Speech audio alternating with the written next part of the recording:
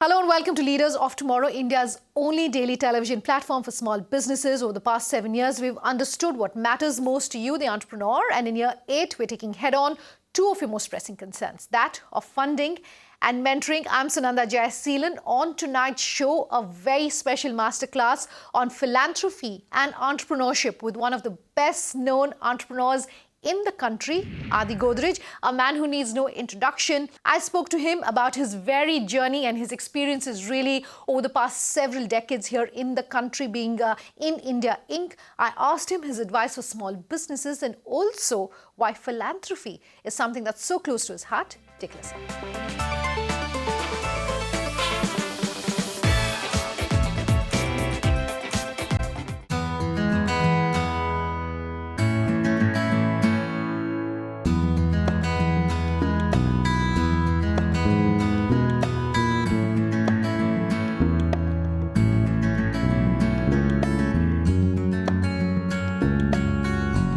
Thank you so much for taking the time to join us on the show to be here.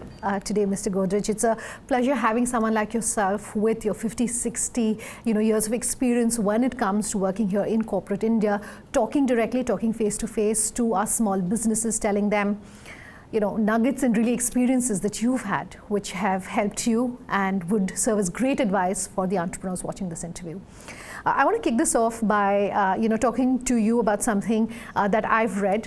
People who know you closely, friends and business associates, describe you as a risk taker, yet having that innate ability to recognize when to cut back on your losses. Would you describe that as being your personal management philosophy? Yes, to a certain extent. I think it's very important in business to be able to take risks. And if without taking risks, development is difficult in any business. So I think that's important. But obviously one mustn't go overboard because a lot of companies recently, for example, we've seen going overboard in taking risks and then facing a lot of difficulties. Okay. So how have you managed then to find that balance? What's helped Well, you look at the situation and you always have certain rules. For example, you must contain your debt-equity ratios. You mustn't borrow too much. If you do that, you can get into difficulty. Expansion plans should be carefully worked out. You must have the right people implementing them. That's very important. And especially in a family-owned business like ours is, we have to induct a lot of good professional management. Is that your advice for a small business entrepreneur who's watching? Small business entrepreneurs have to look at it differently. Yeah. Small business entrepreneurs can manage things on their own, but they also need expertise. But the expertise need not necessarily be other employees. They can be a consultant or somebody giving advice. Okay. Let me take a step back and really talk to you about the fact that, in the experience that you've had here in India, what are some of the biggest opportunities and challenges sitting where you are that you see for small businesses in India today? Well, I think the great opportunity is India is likely to grow very rapidly. The future of India, I think, is very good. I think new young entrepreneurs can do a lot. They are doing a lot. A lot of them are ending up quite successful. So I think the scope is tremendous in India. Okay, and on the flip side, what would you say is the biggest challenge? The biggest challenge is, I think, being rational, being sensible, and not overdoing it. Okay. Let's talk about the regulatory environment in India right now, and it can be both the biggest challenge and the biggest opportunity for anyone who's operating in any country, more so in India. What, as a corporate leader, are maybe one or two of the things that you definitely perhaps want to see changing for small businesses? No, I think we regulate our economy too much. We must provide much more freedom to entrepreneurs, and control by government bodies should be reduced. Too much depends on the government. That comes from our socialist heritage, which we have changed considerably, but we still have some of it. Okay. A lot of businesses that speak to us say that they want the government to have a complete hands-off approach because the government doesn't really understand particularly businesses of today. Are you in some sense echoing those views? Yes, I mean, the government should have very little control over business. Okay. Only those that are legally necessary for social good. But otherwise in our country, government even still today runs a lot of businesses, which is not their business. We nationalized a lot of businesses at one time during the socialist days, which was wrong to my mind. Most of our banks belong to the government. Air India is a major airline, belongs to the government. Fortunately, we have privatized a little now, but we should get out of it as soon as possible. Okay. I do want to also talk about the use of technology, and that's something that we're seeing increasingly is leveling the playing field for entrepreneurs. Let me start by talking about just how much of technology perhaps do you think small businesses, here we're talking about businesses that are in the so-called offline world, perhaps should be looking at incorporating into their businesses. Do you think it's a must-have? Do you think it's a good to have? Do you think it's a need-have? Yes, I think technology is very important. Digitization is very important. Understanding the consumer through technological means is very important. And I think it will get more and more important. Are you happy with the level of digitization you're seeing among small business in the country today? Yeah, I think it's good. Our country is going on that path. We should do even more of it. Okay. What's your personal philosophy and take when it comes to using and digitization really and the use of technology at Godrej Industries itself? How much of it's being used? We encourage it. We think it's extremely important. Modern technology is extremely important, and we like to recruit people who have expertise in that field. Given just how much technology is changing, because we're sitting at a time when we're talking about future technologies like AI, virtual reality, etc., that are becoming increasingly must-do now for businesses, just how much of these technologies should one be looking at, because it's changing constantly as we speak? Yes, all of it. Okay. I think it's very important to look at the whole array of technologies available, what is developing, and we should all get good advice in that field and then implement it well. Any maybe examples that you can talk to us about how technology has changed things for you here? Yes, well, we use a lot of technology in understanding our consumers. Yeah. We use a lot of technology in distributing our products, which doesn't seem very technology oriented, but it can and it should. And that's very important, and there'll be more of it. Okay. Let's talk about something that's very close to your heart, and that's philanthropy and really giving back to society. And we talk very often about why it is necessary for entrepreneurs to be closely involved in philanthropy. I want to start by asking you about, your views really on why, first off, business leaders like yourself should be publicly seen as being associated with particular causes. Well, I think it's very important. A business, we should understand, is not only for the shareholders. I think it's for the stakeholders. And stakeholders include consumers, employees, lots of other associates that work with the business, and them doing well as the business does well is very important. And we put a lot of emphasis on corporate social responsibility. We did that much before it became a mandatory responsibility. And I'm very glad in our country we've made it a mandatory responsibility. 2% of our profits have to be spent on corporate social responsibility. I think we face a lot of problems. Recently we went through in Delhi a very bad environmental situation. We can't let these things go on for long. It'll cause great damage to the country. So I think these are very important things. Social development is going to be very important. Education is going to be extremely important. Cutting down on carbon emissions, using alternate forms of energy is going to be very important. Sure. So all these things need a lot of attention. Okay. I just want to go back to my question to talk about the fact that you're someone who's seen as publicly endorsing certain causes. Why is that crucial? Do you think that sets the right tone and message for smaller businesses? No, I think I believe in it. Sure. I think it's very important that corporate social responsibility is taken very seriously. And I think it's extremely important that India progresses strongly in these areas. And therefore, all companies should devote a lot of attention to it.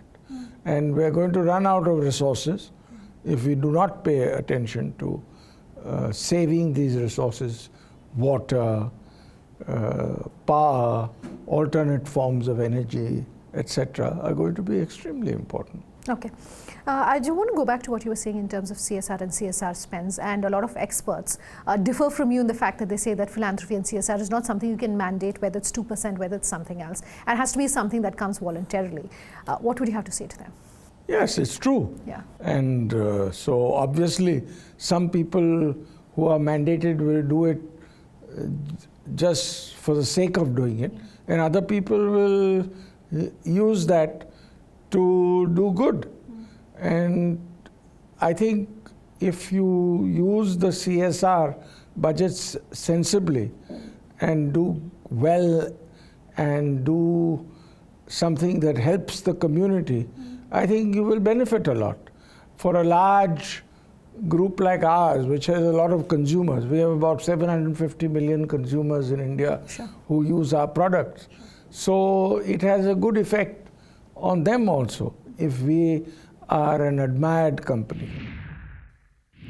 Let's slip into a short break on that note. Much more when we come back on the other side with Godrej Group in this very special interview. Just stay tuned.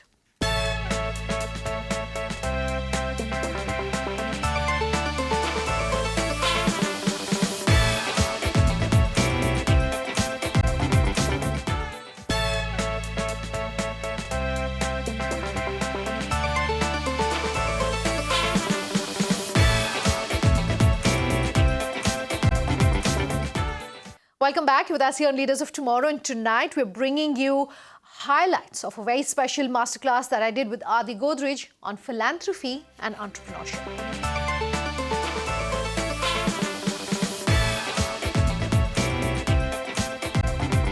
Another piece of criticism, if I can call it that really, coming out of the move of the government where it's mandating spends on CSR is that not all of it is being used. For instance, a very small percentage of the entire funds that have been allocated towards CSR spends were actually spent last year, and a lot of it is spilling over into 2019 for 2020 as well. How do you think that situation can be overcome? Well, there will be some projects which will carry on. And I think they're now going to come out with some rules regarding projects that last longer also. Sure. So that's perfectly acceptable. Okay. In a country like India, do you think that perhaps too much attention is being given to too few areas? For instance, a lot of funding from CSR and philanthropy, or a lot of attention is going to areas like education. Granted, it is very crucial in India, but do you think there are other areas as well that people should be looking at? Yes, a lot of other areas. Healthcare is very important. Yeah. Of course, you mentioned education. The environment is very important. Skilling and training is very important. So sometimes I like to say that we don't have unemployment in India, we have unemployability. We don't have people with the right skills and training. So skilling and training is extremely important. Sure. And there are countries in Europe that do that very well, have historically done it very well, and benefit, like Germany and Switzerland. They do a lot of skilling and training, not just education. Okay. When you started your answer, you were talking about why it's important and why businesses should work for stakeholders and not just shareholders. I want to go back to that and talk about the fact that philanthropy and CSR, while it is being led by the head of the business, by the leaders of the business, it also perhaps has to be something that's bottom up and not just top down. How do you do that personally and at the group? So we include our employees in a lot of our efforts. Okay. For example, every year we have several projects where employees can contribute both financially and in actual work being done in projects. And when it's a financial contribution, for example, there's a flood somewhere or an earthquake somewhere, and they contribute, the company matches it. Okay.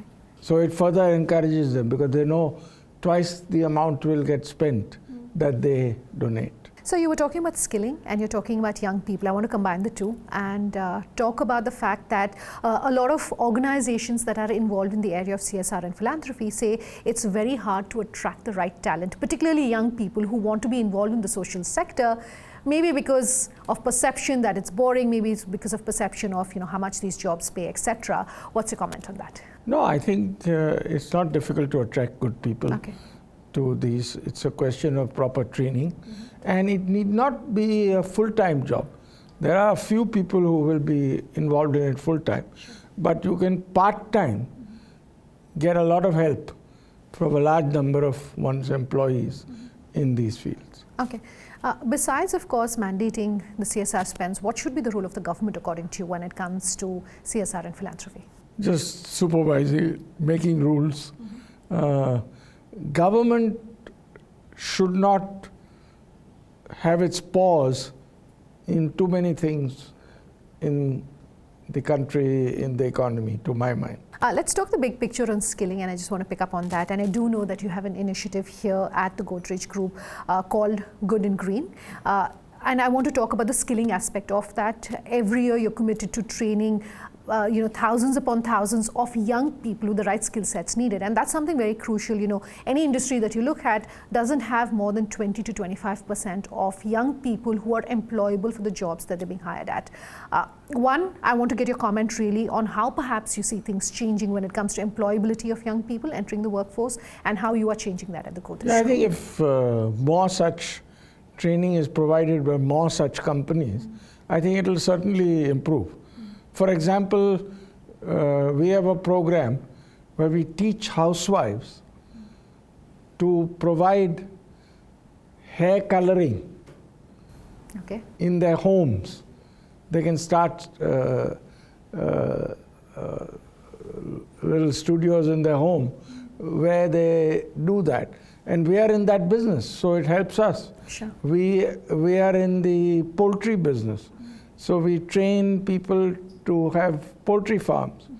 We are in the real estate business, so we train people as skilled workers in real estate projects. Sure. So I think you can do things that help you, you can do things that help society, you can do things that help the country. Going back to really talking about philanthropy and CSR, a lot of businesses which are not in the social sector, for instance, say that they would love to be involved in the social sector, but that at least this is a perception that you can't really make money in the social sector, whereas at the end of the day, the purpose of a business is to make profit. So then how do you really bridge the two? No, I think one should look at it as a professional endeavor. Yeah. So professionals are not in business. The chartered accountants, they give advice, lawyers, etc. They can make profits. They can earn an income. So I have nothing against even social entrepreneurs setting up a business that makes reasonable return on capital. Okay, I want to go back to talking about your program that you have, and the initiative really that you have here at the Godrej Group and Godrej Industries, where you are very focused on giving back to the environment as well. For entrepreneurs, again, given the the scope of the work that they do, given the size of the businesses that they have, do you think it's critical, and what should they be doing? I think it's very important, because ultimately, if the environment isn't taken care of, then it will be very difficult for the country to progress. We were just discussing earlier what happened in Delhi last week. And these things, these frequency of these environmental problems are increasing. As the country grows, as the country's GDP gets bigger, there will be more such challenges. So therefore, we'll have to address these challenges well to do things in a way that is environmentally sustainable. Okay. One thing that I do want to also address before we wind down this interview is the fact that, two of your daughters are involved very closely in the business, but we don't often see women and women entrepreneurs, and we talk about that very often on the show, who are involved particularly at the higher levels of the business. How's that going to change? What's it going to take? I think that's very important that it changes. Half the population is women. They have a large contribution to make. Women are now much better trained and educated than they used to be in the past. We should continue to improve, and I think they should be involved. And earlier in India, there was a tradition that women didn't enter family businesses, etc. I think that's a sad and bad old tradition which should change. Now more and more women are coming into things like politics, etc., and that should be encouraged. Sure. Let's close this interview then by asking you, any advice that you want to leave the viewers of our show with. I think it's extremely important that different aspects of the development of the country are paid attention to when running a business. Whilst the primary objective should be to run a successful business, these other objectives can be very well done Sure. at the same time, and that will encourage the employees who work for the business very much. Okay. You're known as someone who is able to manage or handle, if I can use either of those terms, small misunderstandings before they blow up into, something larger, into bigger issues. And that perhaps has been at the core of the success really behind the sort of operations that we've seen here at Godrej Industries. I want to end it on that note saying, those being crucial aspects or elements really of business in your opinion? I think it's very important to listen. Yeah. And in fact, when I first joined business, I think I was a poor listener. And then I soon realized, especially when my children joined the business, they pointed out to me that I need to improve in that direction. Sure. And I think that helped. That advice helped a lot. Okay, Mr. Godrej, such a pleasure having you here on the show. Good talking to you. Thank you. All right. That wraps up our show tonight, completely out of time, on a very fascinating conversation with one of the best known faces when it comes to India Inc. As always, we love hearing from you, so do let us know. Our contact details up on your screens in just a moment. Thanks for watching. Have a good night.